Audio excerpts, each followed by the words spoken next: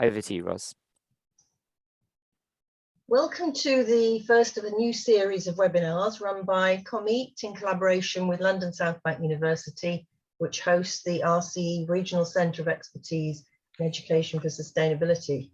This is the first of a series of 4, this one focusing on education for sustainable livelihoods with a perspective on technical and vocational education in particular.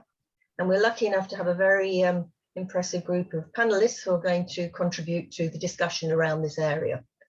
Then there's another 3 webinars which you'll be able to get details of.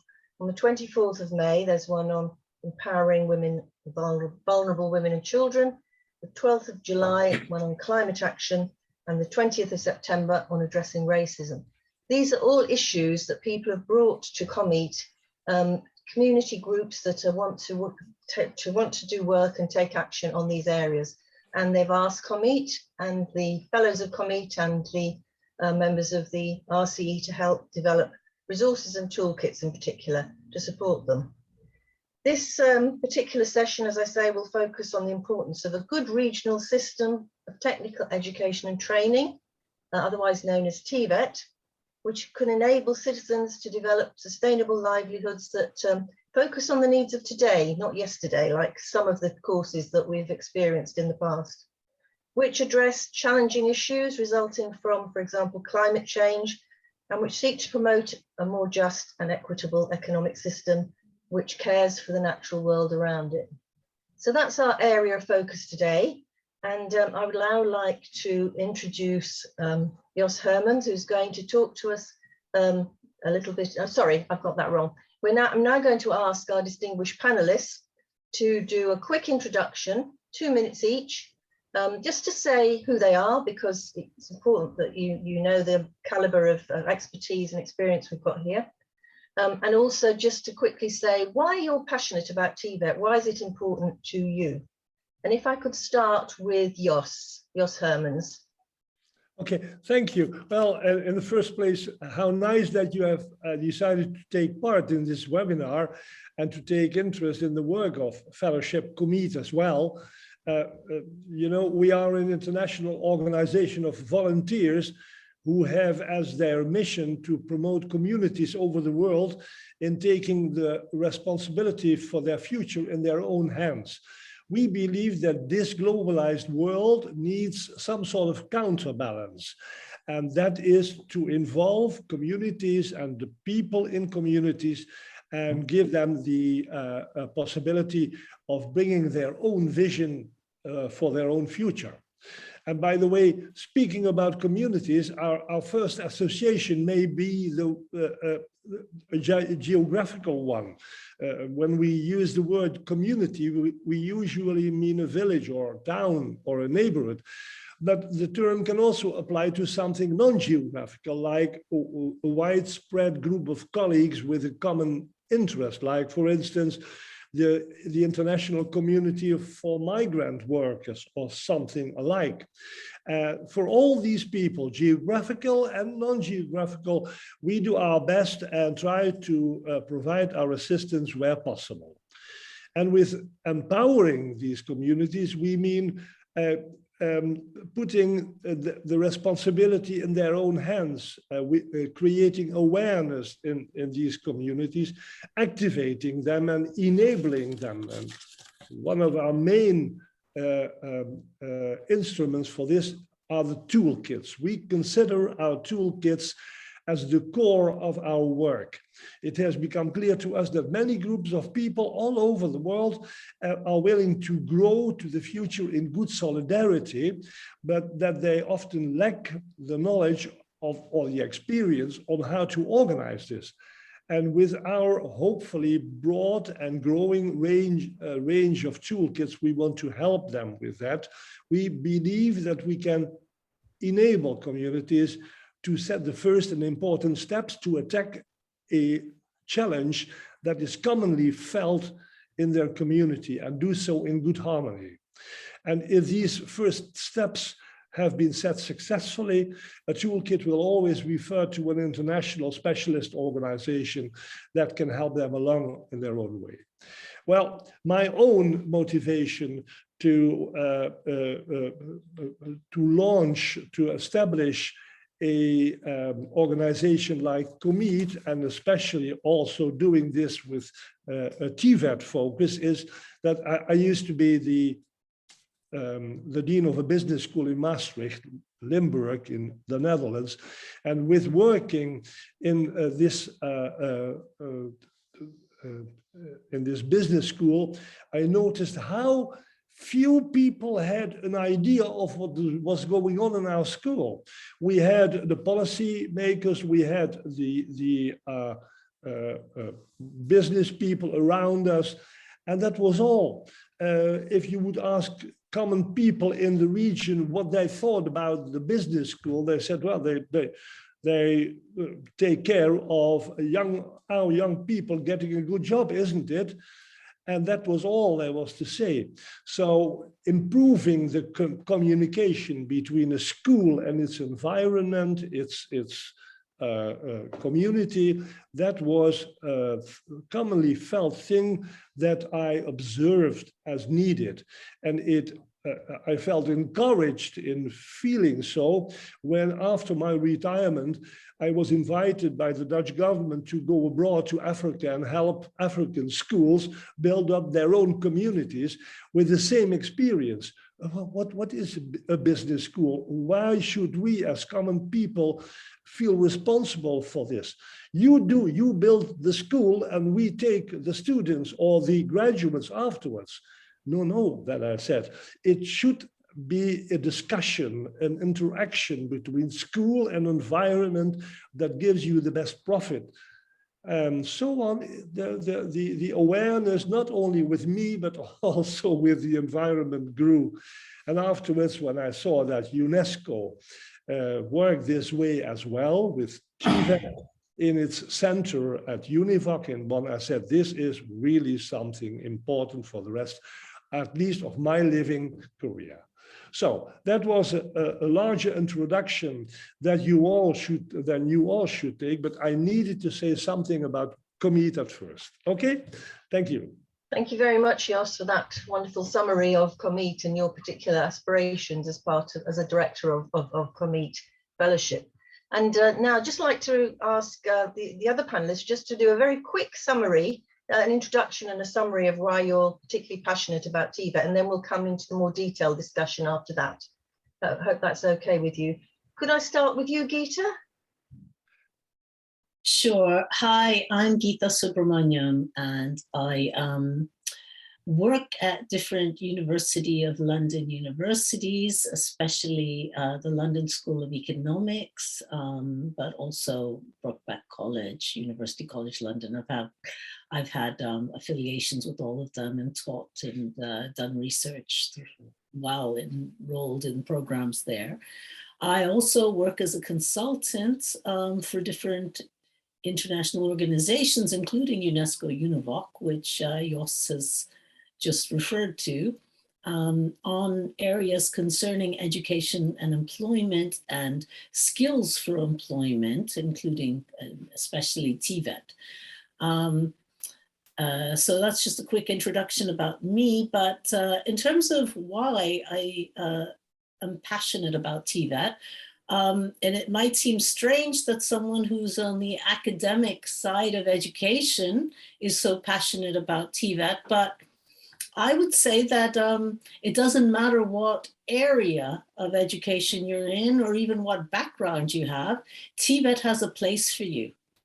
And that's what I'm passionate about. TVET is accessible to everyone, whereas a lot of academic education, especially higher education, has some barriers to access and progression.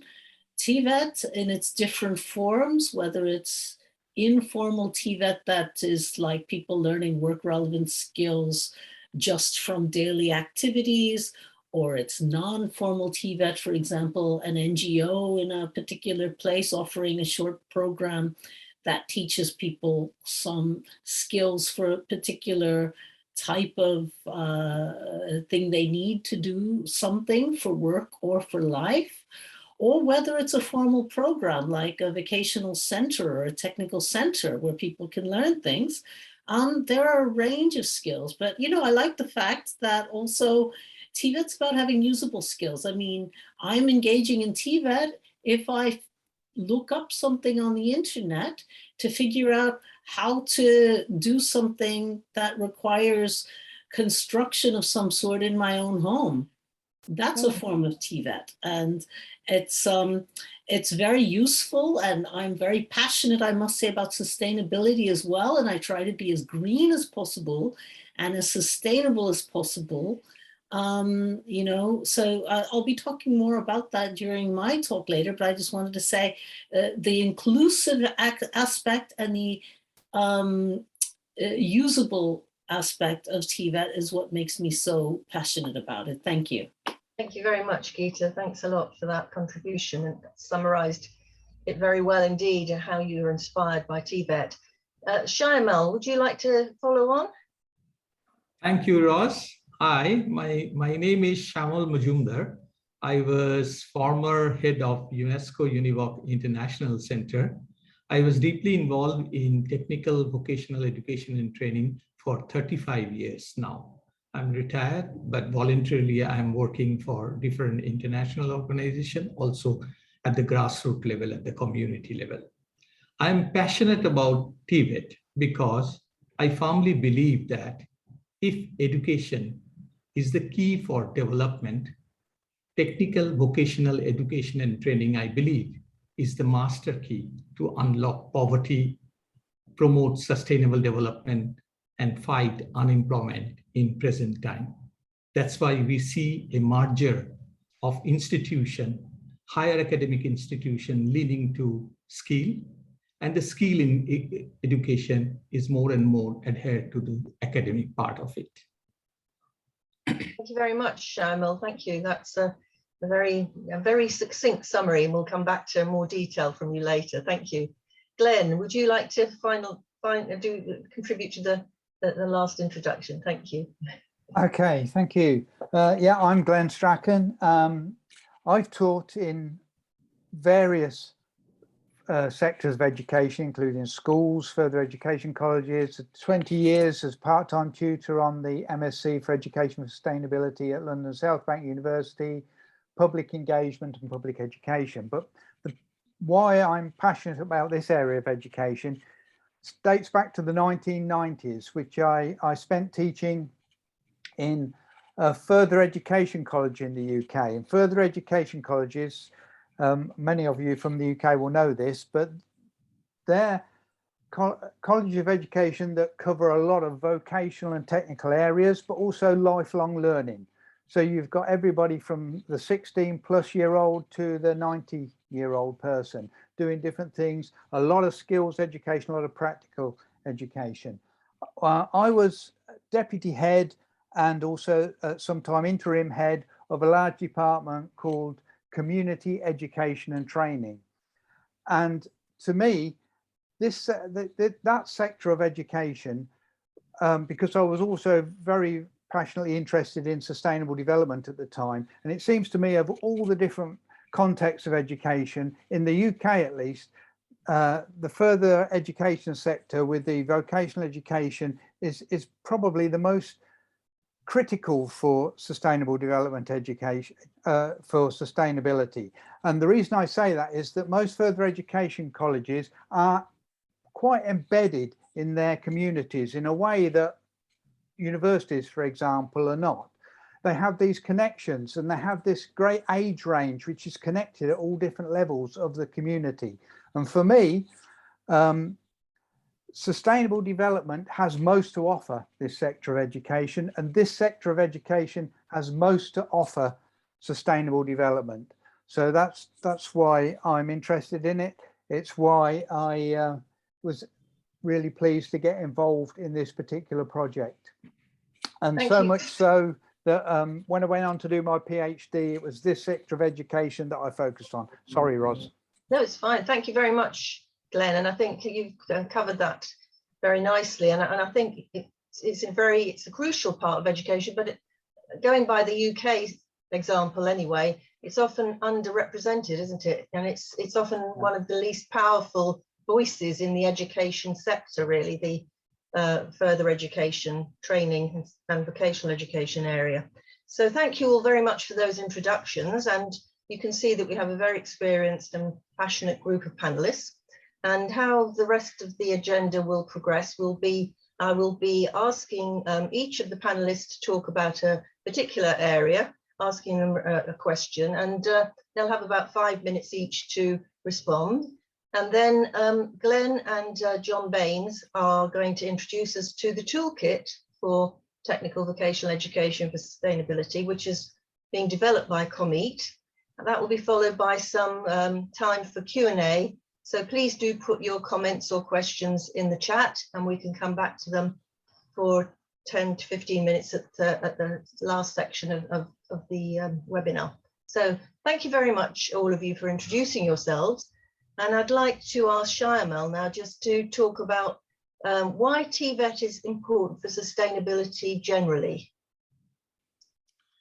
As you have seen in the introduction, TVET, Technical Vocational Education and Training, is understood as a comprising of education, training, and the skill development related to a range of occupational skill, production, service, and livelihoods. When we talk about TVET, it is a part of lifelong learning, can take place in two ways broadly. One, formal TVET, another is non-formal, informal TVET. Formal education covers from initial VET to tertiary VET, and you have seen number of institutions are coming, those who are offering tertiary TVET also. It's a range of programs. In the formal TVET, the content and structure are all very structured in terms of qualifications and very specified. But whereas when we talk about non-formal, informal TVET, largely covers the issue of livelihood within the community. It includes a wide range of skill, which is very much relevant in the local context. Development of sustainable livelihood, work-related green skill, literacy skill, entrepreneurial skill, numeracy skill, transversal skill, citizen skill, all are part of broadly the TVET. It helps in reducing poverty, inequality, and support developing skill for green transition. Why I'm telling that it supports in the green transition? Take a community. If you look at the community at the grassroots level, broadly, there are two types of occupation. One, we call it a farm-based, which is agricultural-based occupation. Another is non-farm-based technical occupations. When you talk about farm-based technical occupation, like organic farming, biofertilizer, soil preservation, aquaculture, all related to technical and vocational educations. When it comes to non-farm based occupation, technical occupation, like renewable energy, green technician in the field of plumbing, electricity, water management, mobility, and waste management, which adhere to the circular economy, all belongs to TVET occupations.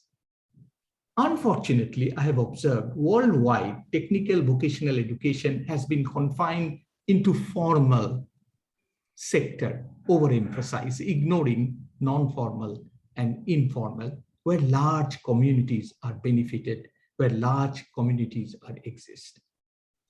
Therefore, they are largely neglected, and therefore, when we look at the demand, a toolkit addressing these challenges of sustainable livelihood in the community was long overdue. I personally feel the COMMEET has taken a very right initiative in this regard, coming up with a toolkit which largely address these livelihood questions. It will be a very important tool for marginalized group for green transition. I hope TVET is not just academic, it is a tool for transformation. Thank you. It's very powerful. Thank you very much, Shyamal, and thank you for bringing to the attention the difference between non-formal and informal, as well as formal TVET, all of which are crucially important. And sometimes, particularly the first two get neglected, don't they?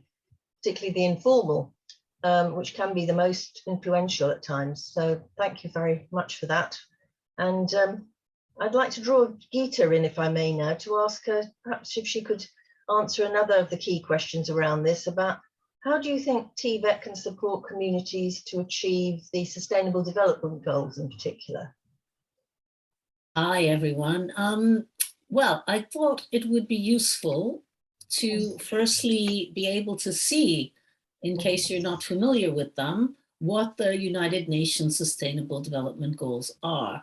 And you can see there are 17 global goals that were identified or agreed in 2015.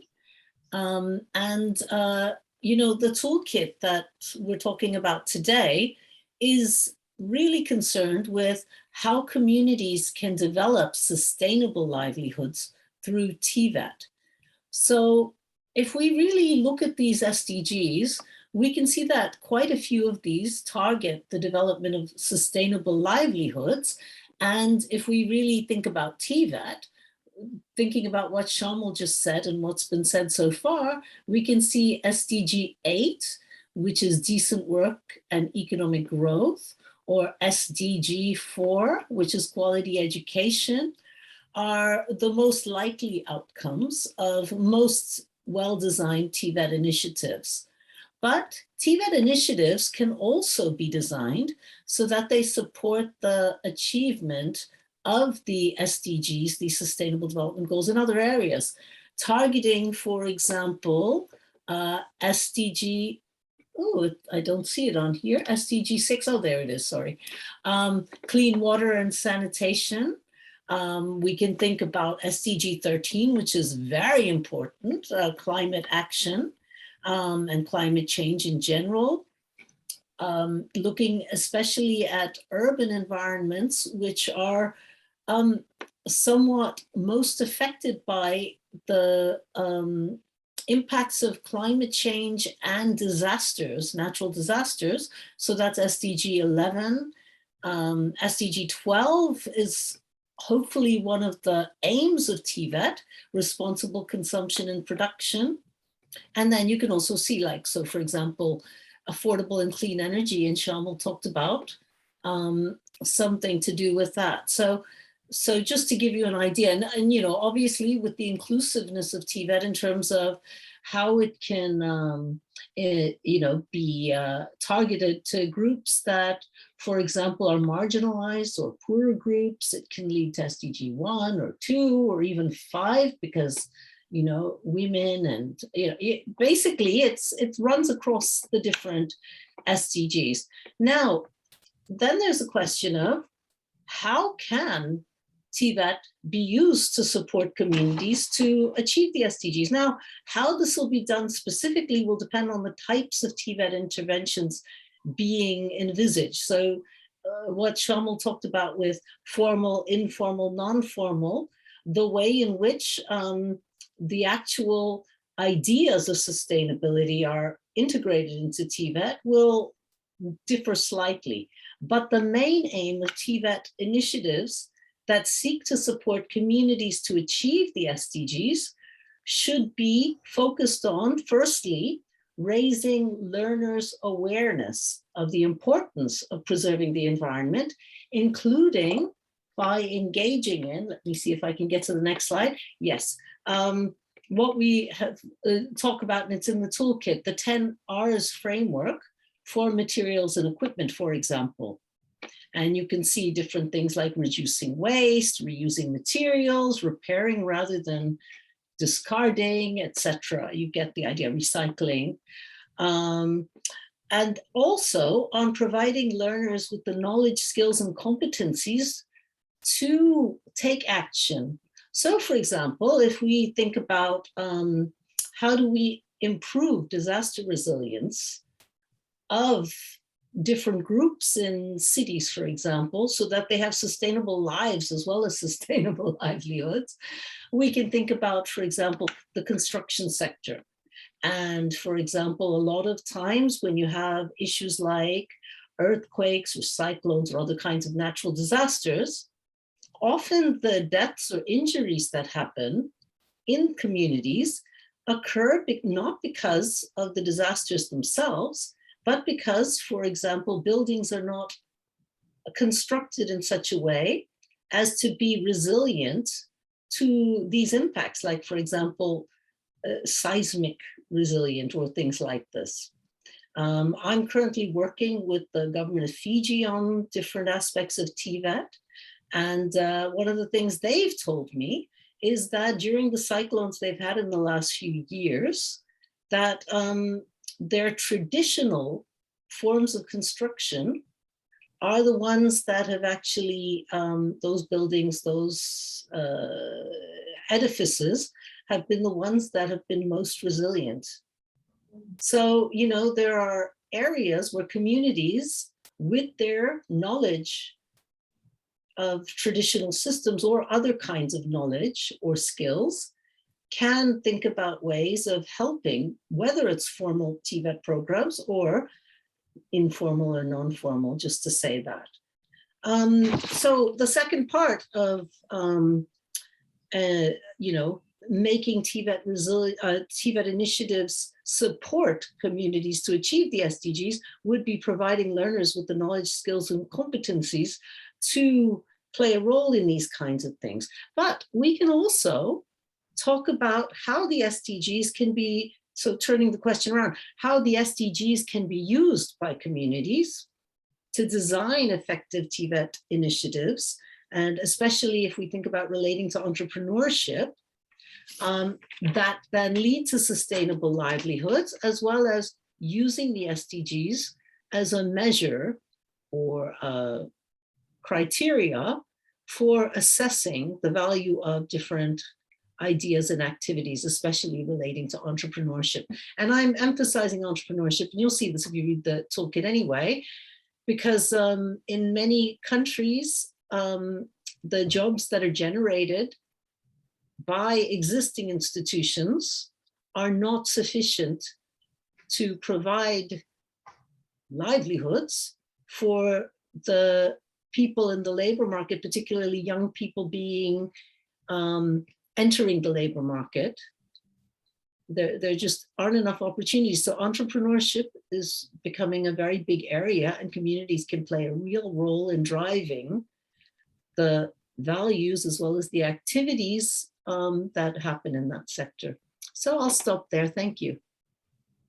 Thank you very much indeed, Gita. That was a very good summary of how the whole of TVET can relate to the SDGs and both underpin it and enable people to use it as a design process in designing their own relevant training and vocational experiences.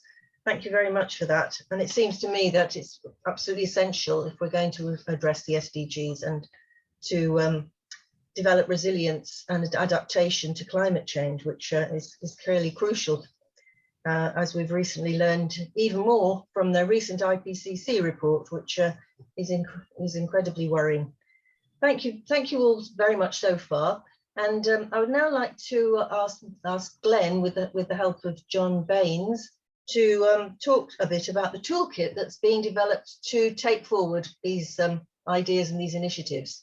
So if I could hand over to you, Glenn, with John, that would be great. Okay, thank you.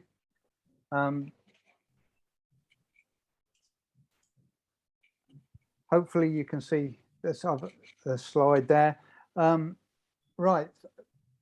When I was first approached to get involved in developing this toolkit, and even before I approached John to get involved as well, I was thinking, you know, what is this going to add to this area of TVET? Because there is a huge amount of information out there, or a huge amount of resources and things around the TVET, as we've heard from both Gita and Shyamal.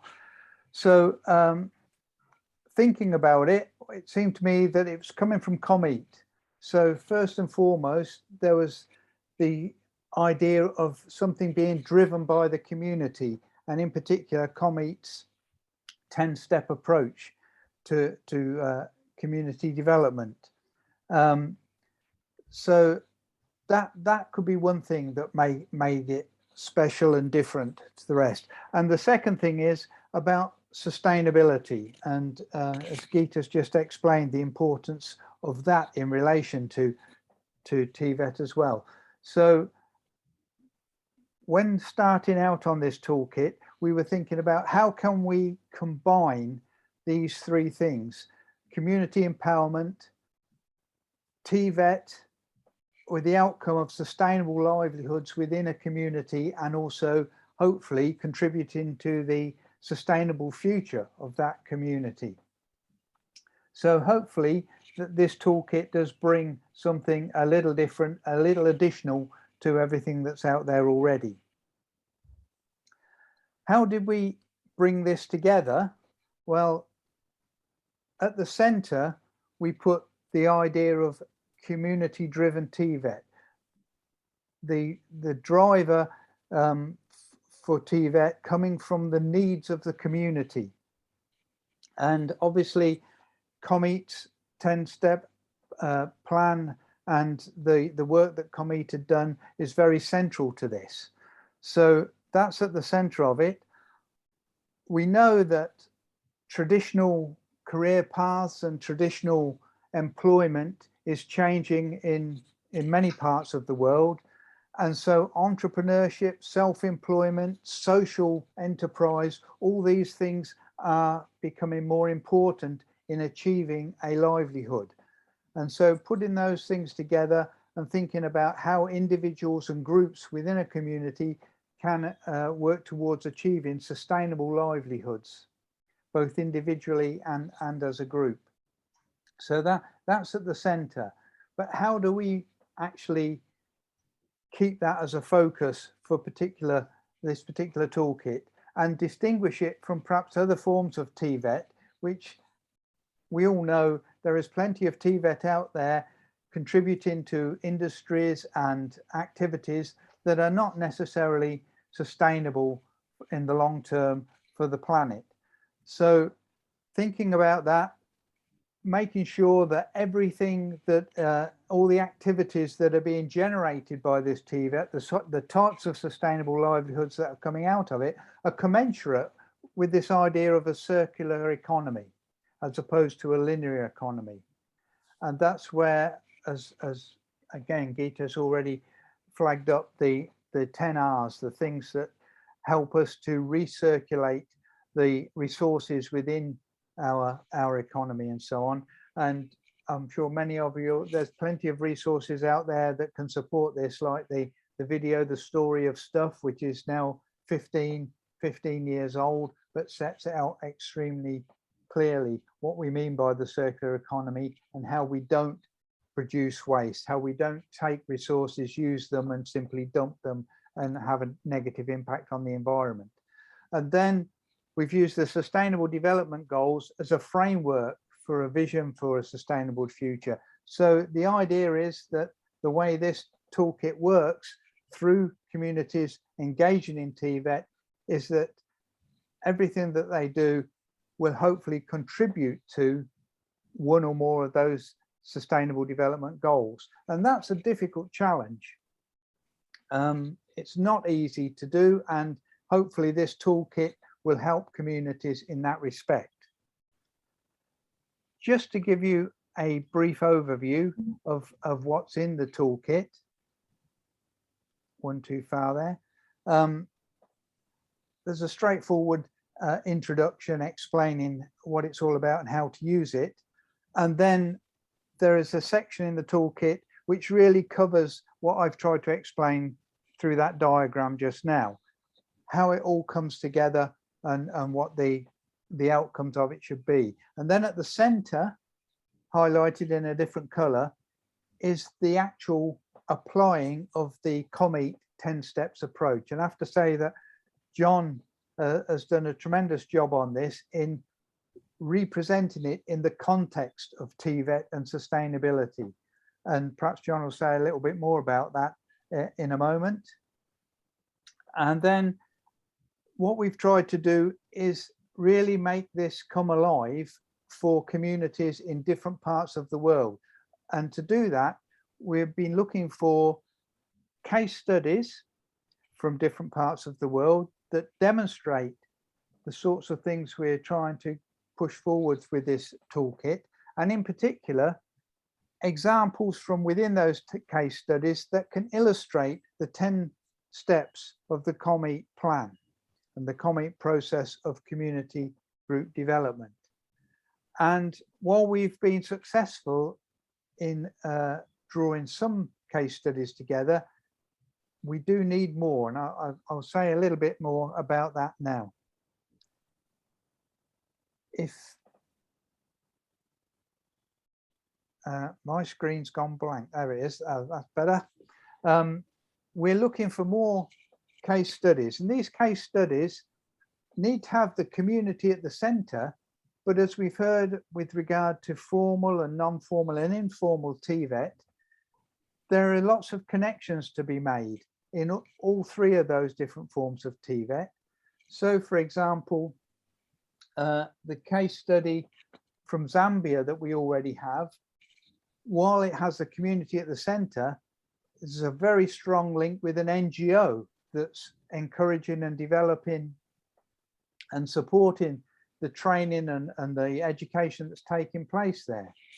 And then another example, the one from the UK, the Lampeter Resilience Hub, that's a really interesting example of a group of women that got together in a small town here in Wales, saw an opportunity to make use of some university facilities that were in the town that were not necessarily being fully utilized, and create a resilience hub around the whole idea of resilience and responding to the challenges of the ecological and climate crises that most communities, well, all communities are facing in one shape or way or another. So there we have, again, a community-driven group that's really emerged from within the community, but now has quite a strong link with an institution, an educational institution.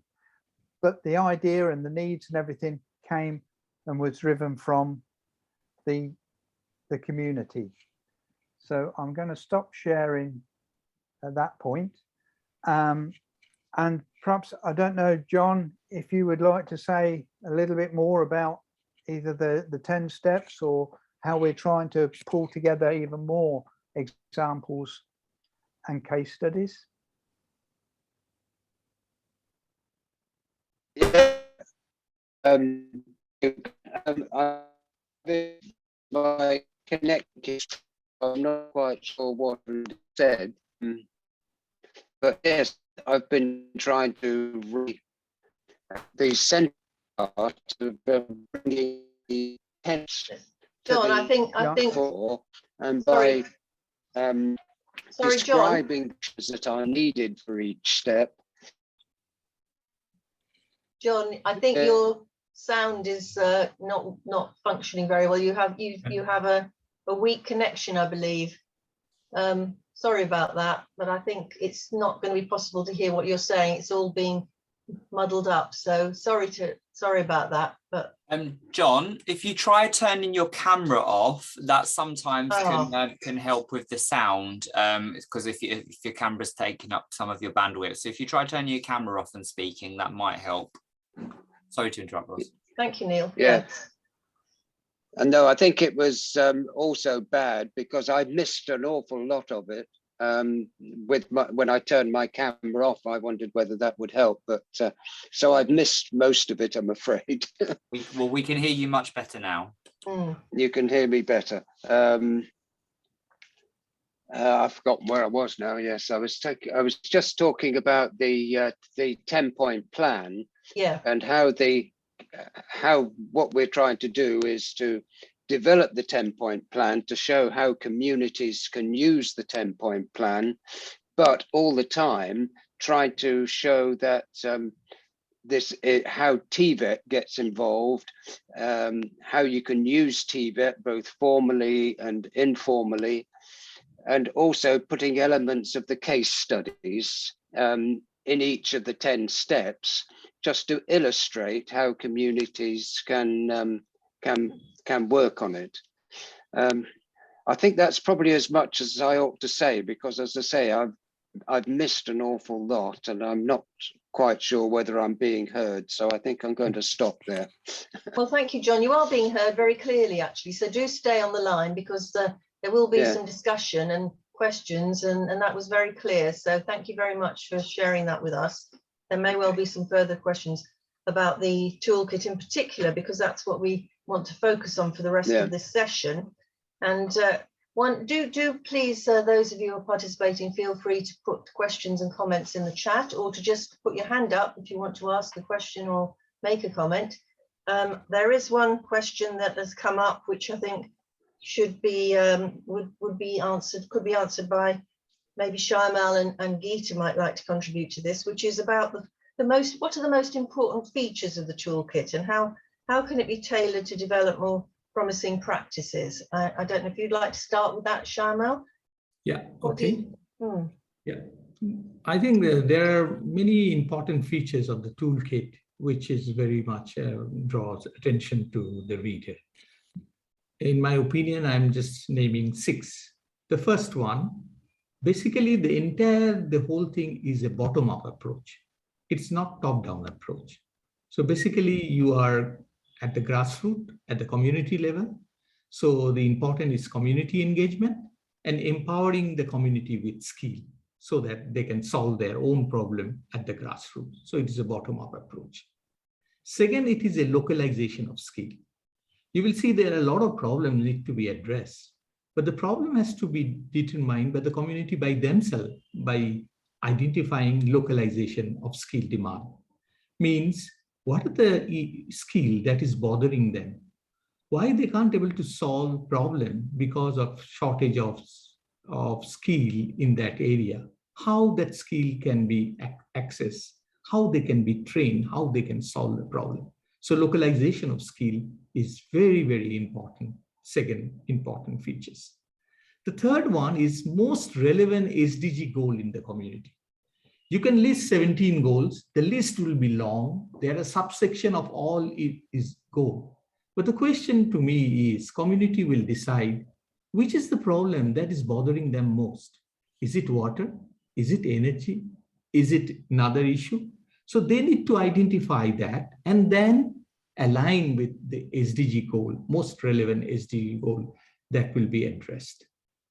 The fourth, this is a very important tool in my opinion, which supports green transition. Because when you talk about the community, you need to see how you can address renewable energy. You are talking of non-farm based the issues, and also farm based. I'm talking of agricultural occupation. So all the green transition to implement waste management, circular economy, you need skill. Not only you need knowledge, you need skill to do that. An entire SDG goal will be unfulfilled in 2030 if the skill is not given the proper attentions. Fifth, it will develop resilient and entrepreneurial skill. Because today's, we all know we are not aiming for salaried job.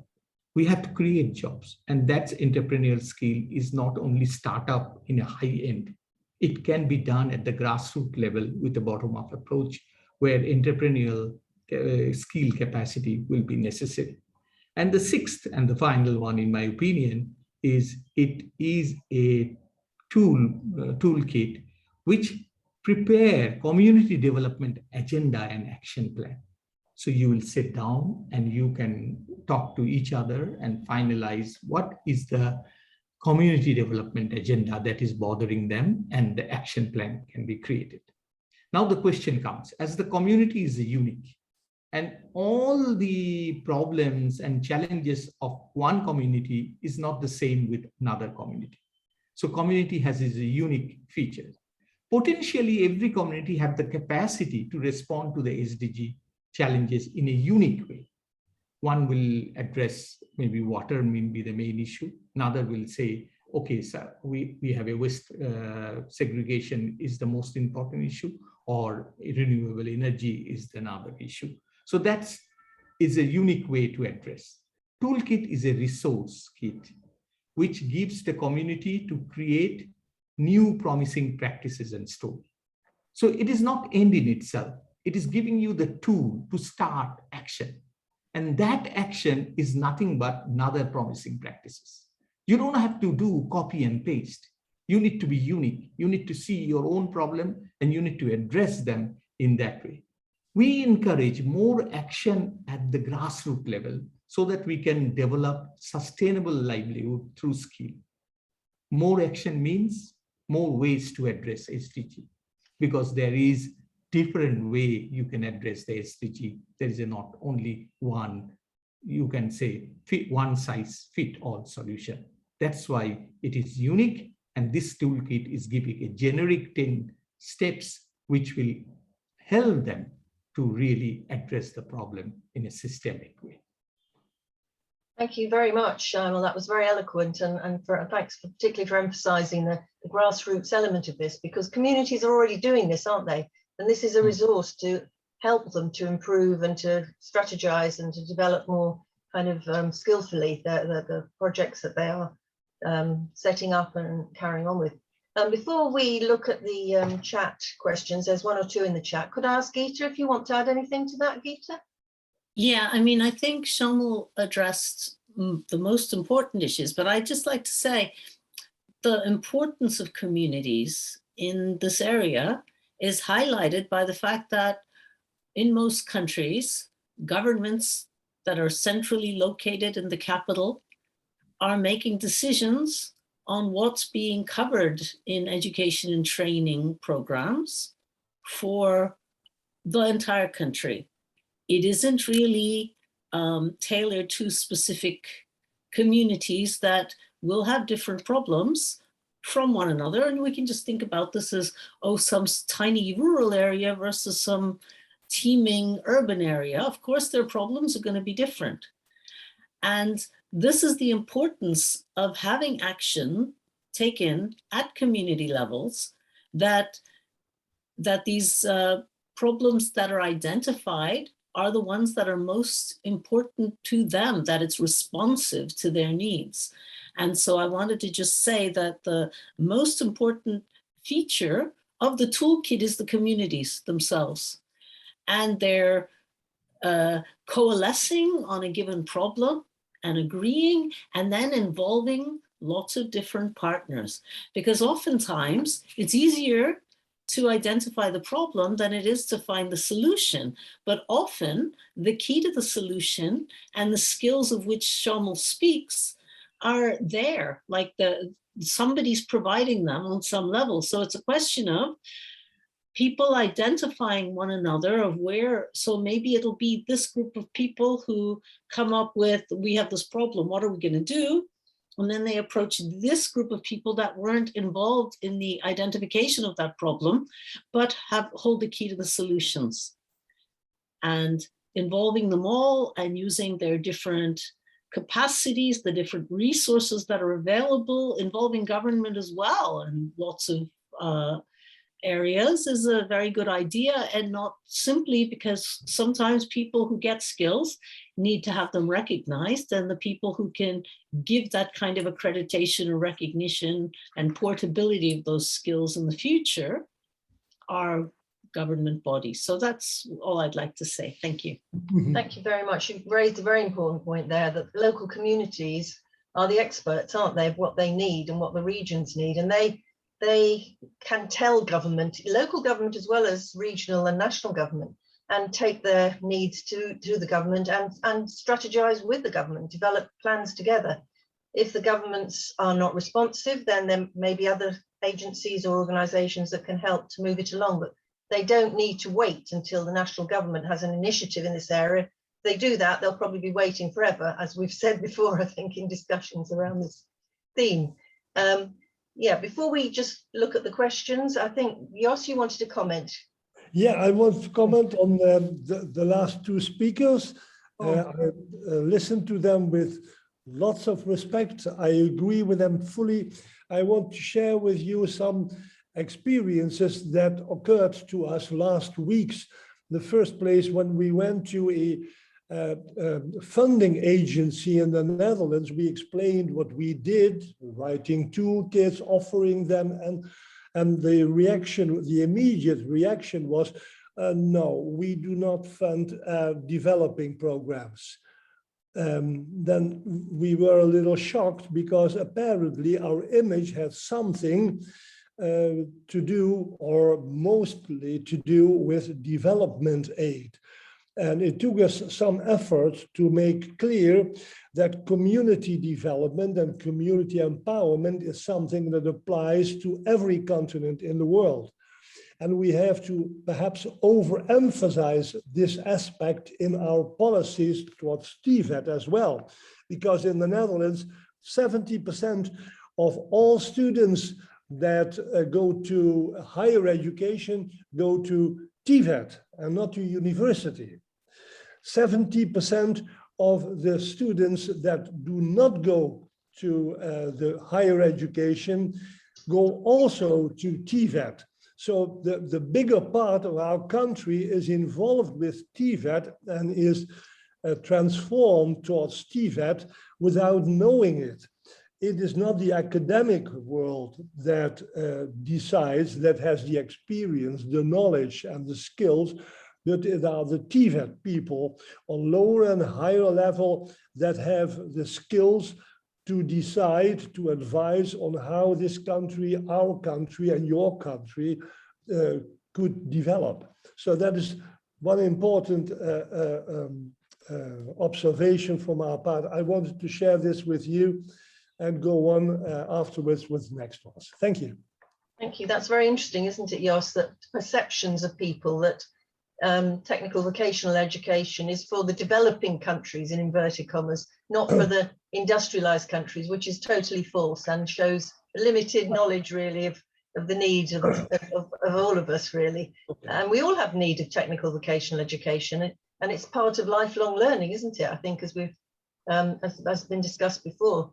So thank you very much for all of those contributions. I'll just look at the chat, and there's a couple of important questions actually, particularly this one. Where is the toolkit available? We're asked. Where is the toolkit available, Glenn? And when?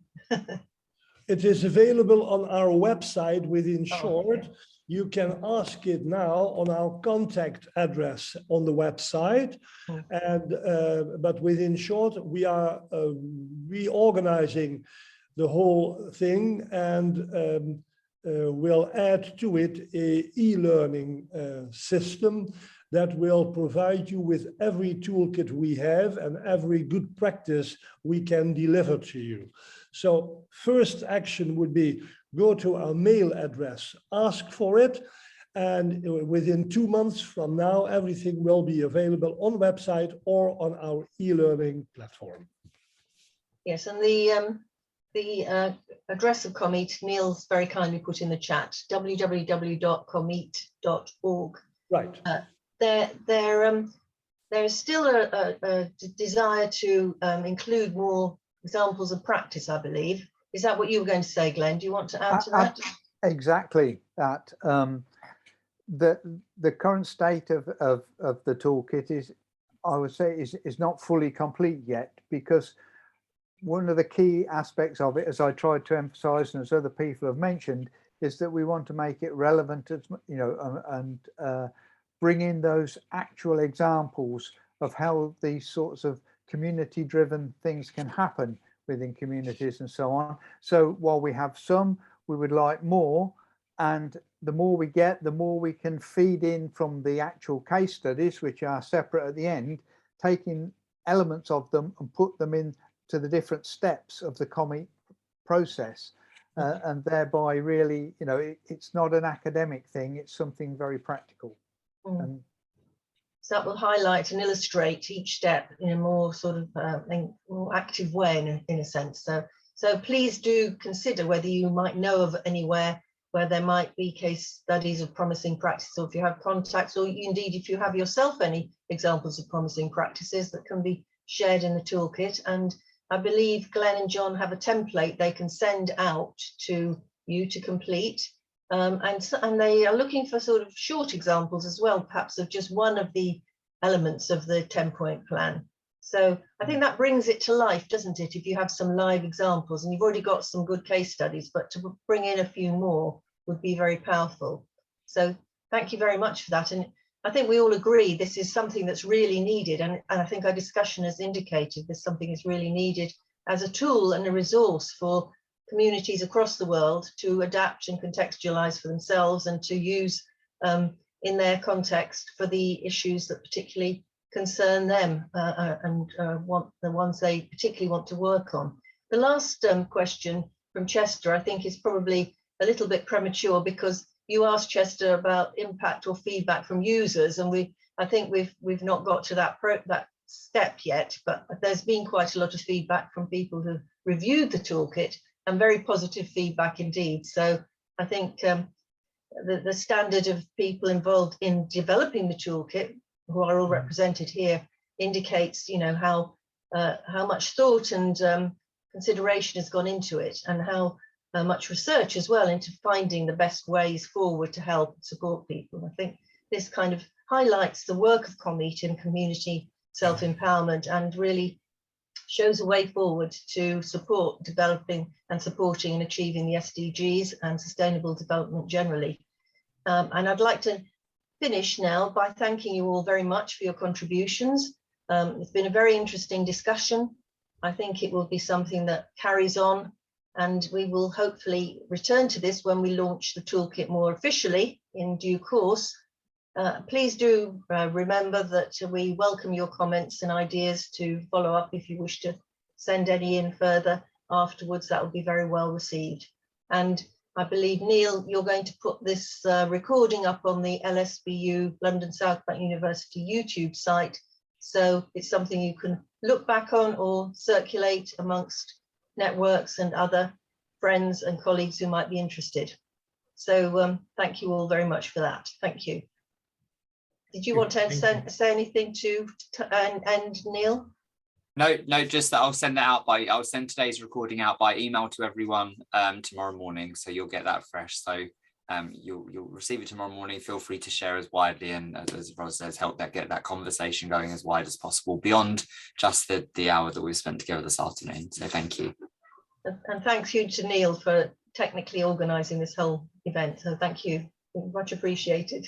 Pleasure. Okay. Thanks everyone. Bye. Okay, bye-bye. Bye. Bye. Bye.